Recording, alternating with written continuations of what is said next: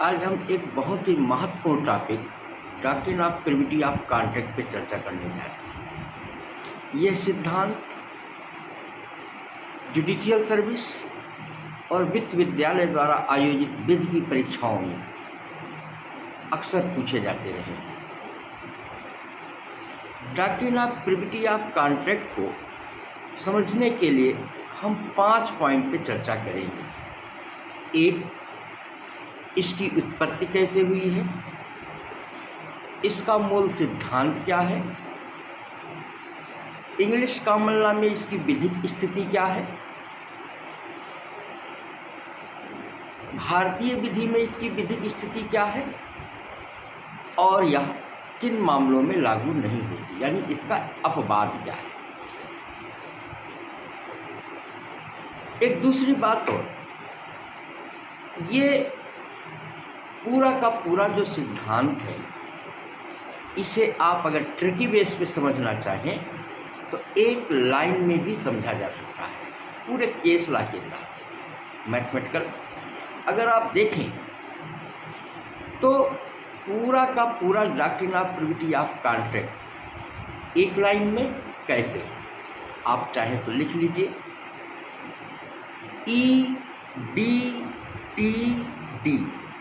EDTD। अंग्रेजी का जो अल्फ़ाबेट है EDTD, फिर आप हिंदी में लिखें को,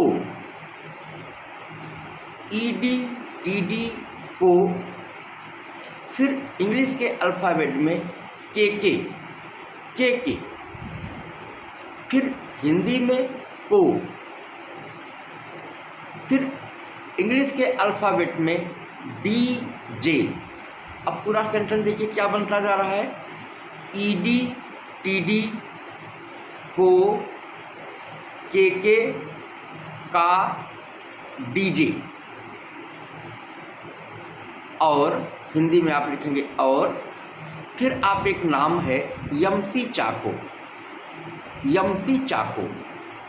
नाम लिख दिया आपने, फिर को हिंदी में को, फिर माँ, प्रोनाउंस क्या होता है माँ, MA माँ, हिंदी में की, टिप्स, यद्यपि टिप्स की ये स्पेलिंग ठीक नहीं है, लेकिन प्रोनाउंस आप कैसे करेंगे TEPC, टिप्स, और फिर लिख देंगे पसंद है।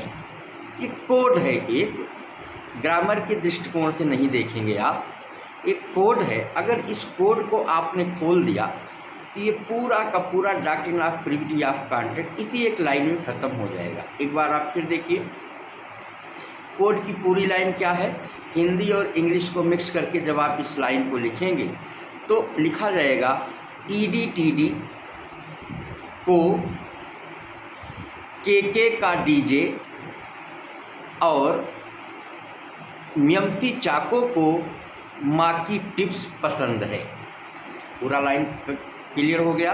EDTD को, KK का DJ एंड माँ को एंड यमसी चाको को माँ की टिप्स पसंद। ये अभी हो सकता कि आपको ये समझ में ना आ रही हो ये बात, कोई बात। अब इसी लाइन को आप एक एक अल्फ़ाबेट करके इसकी व्याख्या जब करेंगे तो अभी पूरा का पूरा doctrine of privity of contract खुलता जाएगा। वास्तव में ये पूरा का पूरा जो अल्फ़ाबेट है, ये इसके केस लॉ, इसके प्रिंसिपल, इसके इंग्लिश कंसेप्ट, इसके इंडियन कंसेप्ट और इसके एक्सेप्शन, सबको इसी एक लाइन में समाहित किया हुआ है। हम शुरू करते हैं। पहला अल्फ़ाबेट था E, यानी जब हम कोशिश करते हैं कि इसका उत्पत्ति कहाँ है, doctrine of privity of contract, ये इंग्लिश कॉमन लॉ का सिद्धांत है। मूल सिद्धांत क्या है, stranger can not to be सी।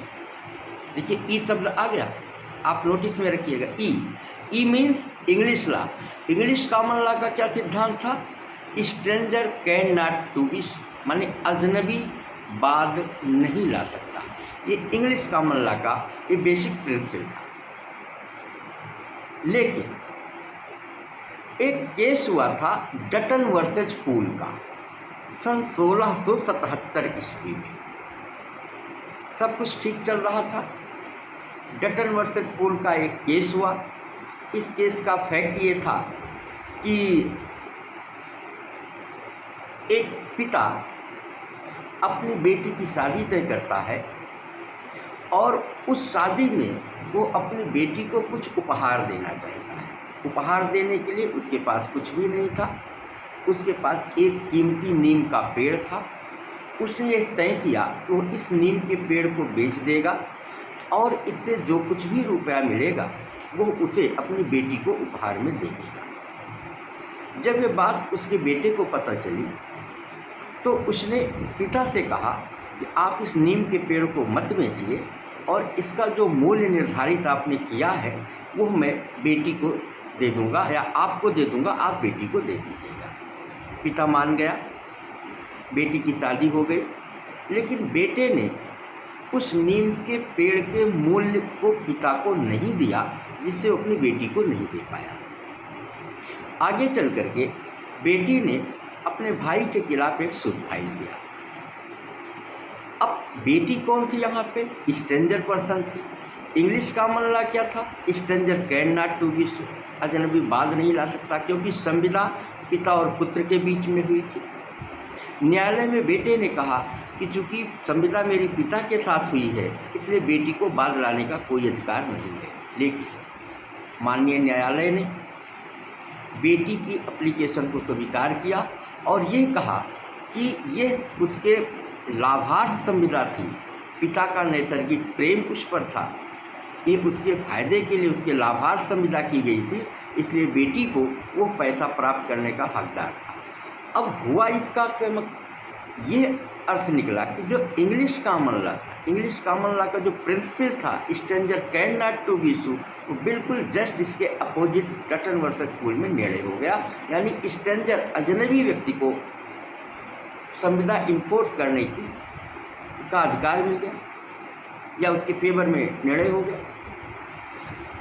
अब चूंकि हाउस ऑफ लॉर्ड्स का निर्णय था, बड़ा निर्णय था, इसके लिए कानून बदलना पड़ेगा। ये लगभग 200 वर्षों तक सिद्धांत चला। फिर एक नया केस आया ट्वेंटिकल बनाम एटकिंसन का। ट्वेंटिकल बनाम एटकिंसन का भी जो फैक्ट था लगभग मिलता जुलता था। इसमें एक लड़की के पिता ने अपनी बेटी की शादी के लिए लड़के के पिता से एक कॉन्ट्रैक्ट किया, संविदा क्या कि वो उसकी बेटी से शादी कर ले उसका बेटा, और जब तक वह रोजगार नहीं कोई पा जाता तब तक उसको कुछ वार्षिकी बेरोजगारी भत्ता आप कह सकते हैं कि वो उसको देता रहेगा। संविदा तय हो गई, यानी लड़की के पिता के द्वारा संविदा लड़के के पिता से की गई थी। यहाँ संविदा के पक्षकार कौन थे? लड़की का पिता और लड़का का। संविदा तय हो गई और लड़की के पिता ने अपने वचन का पालन करते हुए शादी के बाद वो पेमेंट करता भी रहा। एक स्थिति ऐसी आई, लड़की का पिता एक्सपायर कर गया। कुछ दिनों के बाद लड़के के पिता की भी डेथ हो गई। अब उसको रोज़गार मिला नहीं था। फिर उस लड़के ने यानी इसके बहनोई ने भाई के खिलाफ सूट फाइल किया। कहा कि चूंकि पिता ने संविदा की हुई थी कि जब तक मुझे रोज़गार न लग जाए तब तक आप मुझे बेरोजगारी भत्ता देते रहेंगे, इसलिए आपको ही देना पड़ेगा। भाई ने मना कर दिया, मामला कोर्ट में गया। भाई का कहना था कि ये स्ट्रेंजर पर्सन है और उस लड़के का कहना था कि मेरे लाभार्थ संविदा की गई थी। डटन वर्सेस पोल में भी यही बात थी। लेकिन न्यायालय ने इस मामले में डटन वर्सेस पोल में दिए गए निर्णय को उलट दिया और पुनः इंग्लिश कॉमन लॉ को जो मूलभूत सिद्धांत था stranger can not to be sued, उसको इस्टेब्लिश कर दिया। और इसी केस में यानी ट्वेंटिकल बनाम एटकिंसन के मामले में एक शब्द इस्तेमाल किया, प्रिविटी। प्रिविटी माने संबंध रखने वाला। It means privity of contract, जो संविदा से संबंध रखता है संविदा को वही इन्फोर्स करा सकता है, ये न्यायालय ने निर्धारित कर दिया। और यही इसी केस से doctrine of privity of contract का अद्भुत है। आगे चल के इसी ट्वेंटल बनाम एटकिंसन के मामले को पुष्टि किया Dunlop pneumatic tyre company limited versus Selfridge and Selfridge company limited. ये 1915 का केस है। इसमें Dunlop pneumatic tyre company limited ने एक कंपनी से करार किया और कहा कि मेरे द्वारा उत्पाद किए गए टायर को आप बेचेंगे, लेकिन एक शर्त लगा दिया। कहा कि किसी भी कीमत पे एक मिनिमम प्राइस रखा कंपनी ने कि आप इस कीमत से कम मूल्य पे आप नहीं बेचेंगे। तय हो गया, उन्हीं शर्तों के साथ संविदा तय हो गई। जिस कंपनी से डनलप न्यूमेटिक टायर कंपनी ने करार किया था, उस कंपनी ने आगे चल करके सेल्फ्रज एंड कंपनी से एक और करार किया और उसने अपने जो डनलप न्यूमेटिक टायर कंपनी का टायर था, उस टायर को बेचने का सेल्फ्रज से करार किया, लेकिन शर्त उसने भी वही लगा दी कि इस टायर को जो डनलप न्यूमेटिक टायर कंपनी ने मूल्य निर्धारित किया था उससे कम मूल्य पे ना बेचने की बात कही। उसको मान गया और संविदा हो गई। लेकिन बाद में सेल्फ्रज एंड कंपनी ने उस शर्त का उल्लंघन कर दिया और उस टायर को उससे कम कीमत पर बेचना शुरू कर दिया। जब इसकी जानकारी डनलप न्यूमेटिक टायर कंपनी को हुई तो उसने सेल्फ्रज एंड कंपनी के खिलाफ सूट फाइल कर दिया। सेल्फ्रज एंड कंपनी ने न्यायालय में कहा कि चूँकि हमारा करार डनलप न्यूमेटिक टायर कंपनी से नहीं है, इसलिए इनको बाद लाने का कोई अधिकार नहीं है। डनलप न्यूमेटिक टायर कंपनी का कहना था कि चूँकि इसके कम दाम से बेचने से मेरा हित प्रभावित हो रहा है, लिहाजा मेरा अधिकार है। न्यायालय ने डनलप न्यूमेटिक टायर कंपनी के तर्क को नहीं स्वीकार किया और इसे एक तृतीय पक्षकार मानी और कहा कि stranger can not to be sued. इस मामले में डनलप न्यूमेटिक टायर कंपनी को सेल्फ्रज एंड कंपनी के विरुद्ध बाद लाने का कोई अधिकार नहीं। इस प्रकार से ट्वेंटल बनाम एटकिंसन में दिए गए निर्णय को डनलप न्यूमेटिक टायर कंपनी के मामले में अनुसरण किया गया।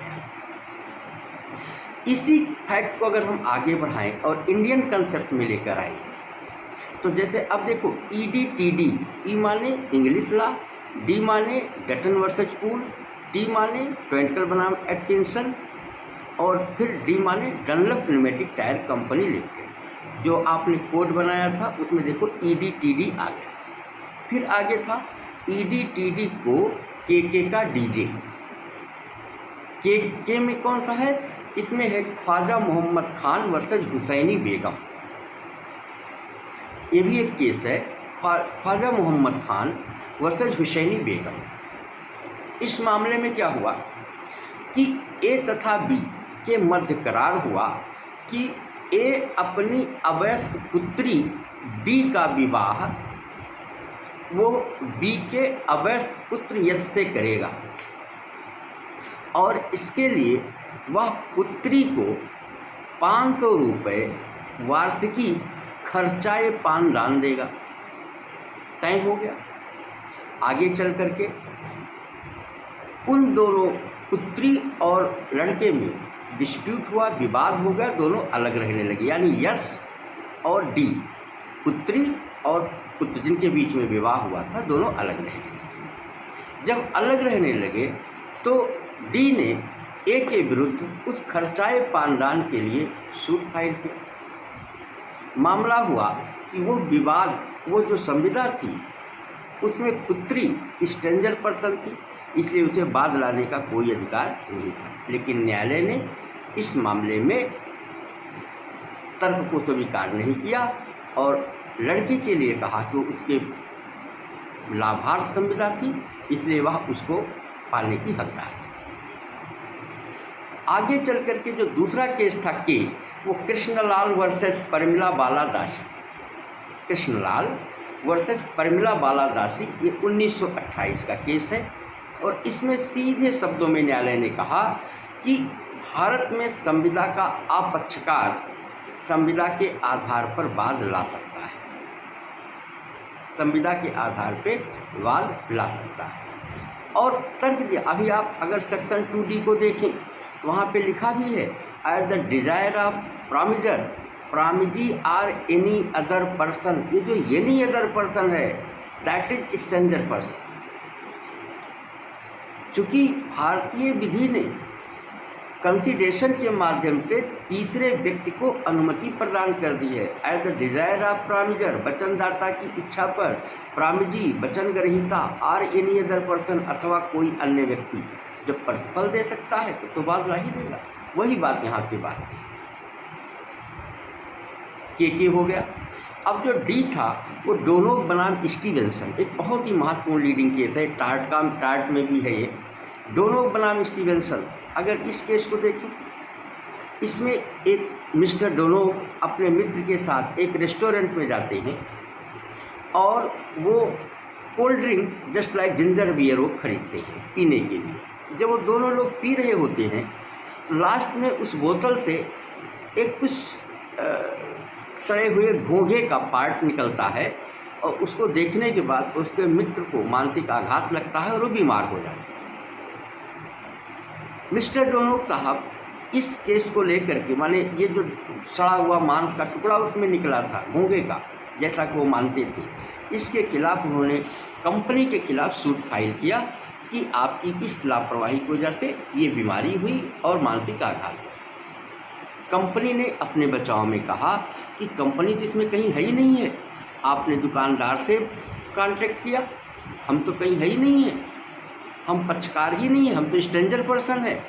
न्यायालय ने कंपनी के तर्क को नहीं माना और कहा कि चूंकि जो खाद्य पदार्थ था वो दो जगह से, एक उत्पादक के पास से सील हुआ और सीधे उपभोक्ता के पास खुला, बीच में भले ही कई स्टेप पे कई कड़ियों से होके गुजरा, लेकिन चूंकि उत्पादक से उपभोक्ता का सीधा संबंध था, इसलिए उपभोक्ता को होने वाले किसी भी नुकसान के लिए उत्पादक कंपनी जिम्मेदार है, भले ही वो संविदा का पक्षकार ना हो। ये जितने केस थे, देखिए ईडी टीडी ने के का डीजे, डी माने डोनोग बनाम स्टीवेंसन। अब जे का क्या मतलब हुआ?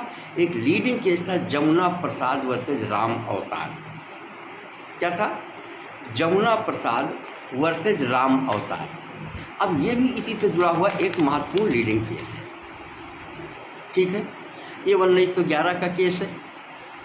इसमें एक जेड है, एक व्यक्ति है, नाम उसका इसी तरीके से इंगित है, वो जमींदार है। उसने अपनी पूरी प्रॉपर्टी एक यम नामक व्यक्ति के पास बंधक रख दिया, जमींदारी को बंधक रख दिया और उससे कुछ पैसा प्राप्त कर लिया। आगे चल करके इस जमींदार ने उस पूरी प्रॉपर्टी को एक तीसरे व्यक्ति ए को अधिक मूल्य में बेच दिया, लेकिन उसने ये कहा कि जो बंधक धन है उसको आप अपने पास सेफ रखिए, उसके बाद जो शेष रकम है वो हमको आप दे दीजिए और उस बंधक धन को आप दे करके इस प्रॉपर्टी का मोचन करा सकते हैं, ऐसा जमींदार ने कहा।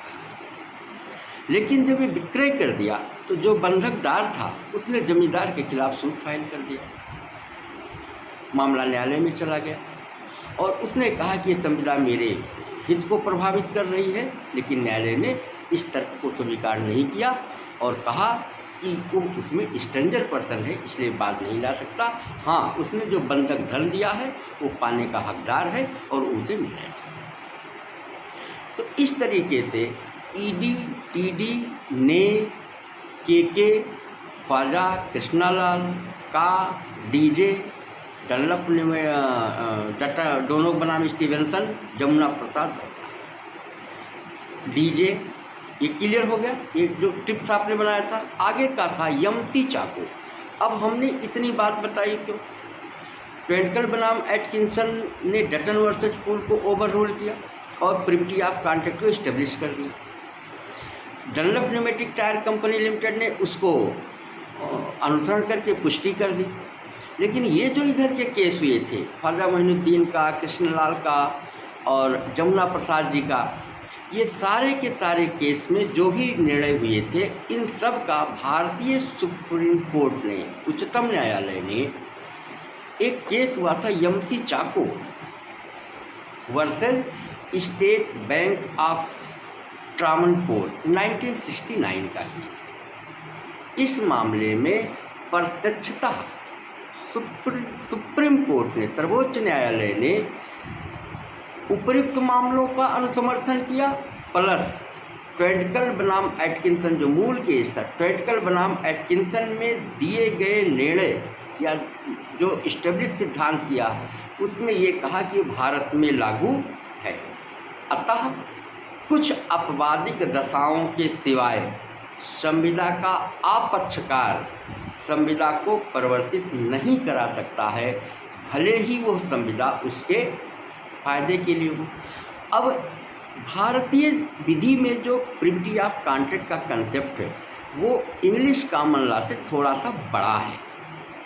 यहाँ पे प्रिविटी ऑफ कॉन्ट्रैक्ट तो लागू है, लेकिन जब हम सेक्शन 2D में जाते हैं और वहाँ पे बात आती है कि at the desire of promisee or any other person, जो एनी अदर पर्सन है has done or abstain from doing, does or abstain from doing और promise to do or to abstain from doing. It means वचनदाता की इच्छा पर वचन ग्रहीता या कोई अन्य व्यक्ति प्रतिफल दे सकता है, और जैसे ही वो प्रतिफल देगा वैसे ही वो हितबद्ध पक्षकार हो जाएगा और उसको इन्फोर्स करा लेगा।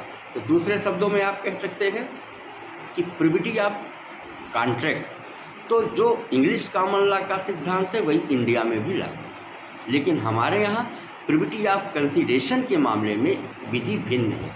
प्रिविटी ऑफ कंसीडरेशन यहाँ पे कोई तृतीय व्यक्ति दे सकता है और इस नाते वो हितबद्ध पक्षकार होकर संविदा को इन्फोर्स करें। इस तरीके से जो कोड आपने बनाया था EDTD English common law, Dutton versus फूड, ट्वेडकल बनाम Atkinson, Dunlop pneumatic tyre company, EDTD को KK ख्वाजा मोहम्मद खान, कृष्णलाल, KK को DJ डोनोक बनाम Stevenson, J Jamuna Prasad versus Ram होता है को, और मेमसी Chacko versus State Bank of Travancore, MC Chacko को क्या माँ की टिप्स पसंद है। अब माँ की टिप्स क्या है, ये एक्सेप्शन है।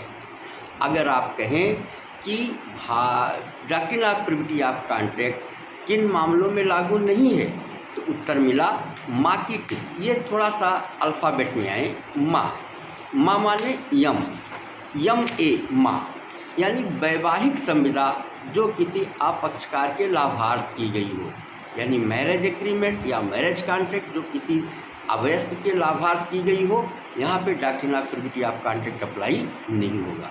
ए acknowledgement of some obligation, it means कोई आभार स्वीकार की जाने वाली संविदा, एक्नॉलेजमेंट ऑफ सम ऑब्लिगेशंस, यही संविधाएँ इसके एक्सेप्शन है। यम a marriage contract, a acknowledgement of some obligations, यम ए माँ की, हिंदी में की, इसका कोई मतलब नहीं। टिप्स, टी माने ट्रस्ट की संविदा, अगर कोई न्यास की संविदाएँ हैं वहाँ पे ई, हमने स्पेलिंग को थोड़ा सा प्रोनाउंस में ठीक किया है, टिप्स में TEPC किया है, तो ई फॉर स्टॉपेल का सिद्धांत जहाँ लागू होता हो वहाँ पे प्रिविटी ऑफ कॉन्ट्रैक्ट अप्लाई नहीं होगा। पी पार्टीशन, जो पारिवारिक बंटवारा है, पारिवारिक विभाजन है, ऐसी संविधाओं में ये सिद्धांत लागू नहीं। सी चार्ज, जहाँ जो भार सृजित करने वाली संविधाएँ हैं उन पर ये लागू नहीं होगा। तो अब देखिए माँ की टिप्स, माँ माने यम ए माँ मैरिज की संविदा, ए एक्नॉलेजमेंट ऑफ सम ऑब्लिगेशंस, माँ की, हिंदी में कोई मतलब नहीं, टी ट्रस्ट की संविदा, ई स्टॉपेल की संविदा, पी पार्टीशन की संविदा, सी चार्ज सृजित करने वाली संविदाएँ, इस पर doctrine of privity of contract apply नहीं होता। ये जितनी पूरी बात आपने कही, पांचों पॉइंट इसमें क्लियर हुआ। उत्पत्ति कहाँ से है, एक इंग्लिश कॉमन लॉ सिद्धांत क्या है, इंग्लिश कॉमन लॉ में स्थिति क्या है, भारतीय सिद्धांत क्या है, भारत में विधिक स्थिति क्या है, और इसकी उत्पत्ति कहाँ है, और सॉरी इसका एक्सेप्शन क्या है। पांचों बातें आप इस केस लॉ के माध्यम से समझ सकते हैं, और एक लाइन में अगर आप समझना चाहें तो उस कोड के माध्यम से समझ सकते हैं। Doctrine of privity of contract को आप EDTD को KK का DJ एवं यमसी चाको को माँ की टिप्स पसंद है। Thank you. ये वीडियो कैसा लगा, कहीं कोई आपको सुधार की गुंजाइश दिखेगी तो अपने कमेंट बॉक्स में लिखिएगा और बताइए। Thank you.